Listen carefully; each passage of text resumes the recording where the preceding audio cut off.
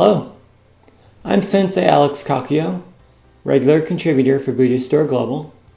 I'd like to welcome you to this episode of The Ordinary Buddhist.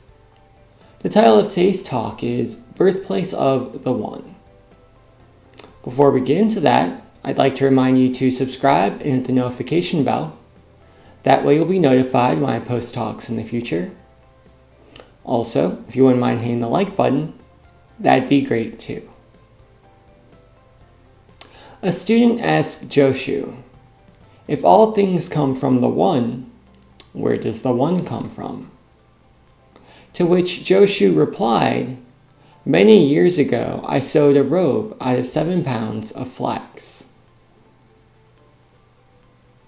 Now the One that the Buddhist student was referring to in the story is the Dharmakaya, or the primordial essence of enlightenment.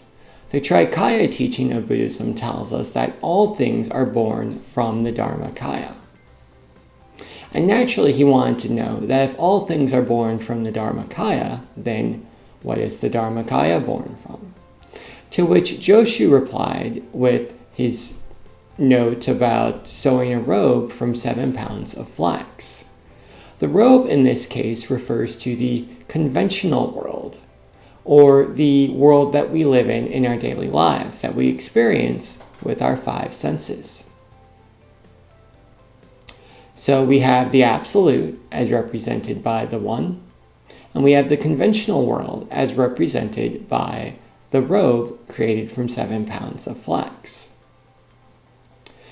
The robe gives birth to the One gives birth to the robe, or to put it another way, the Absolute gives birth to the conventional world of our daily lives, and our daily lives give birth to the Absolute world. They are one and the same. One did not give birth to the other necessarily, rather they exist in the same time, in the same place. And we experience the Absolute through our experiences in the conventional world. And as we experience the Absolute world, we're more skillfully able to live in the conventional. They are different, and yet they are the same, in the same way that a tree is born from the soil of the forest, but when it dies, it returns to that soil and gives birth to new trees. The One gives birth to the robe gives birth to the One. Amitabha.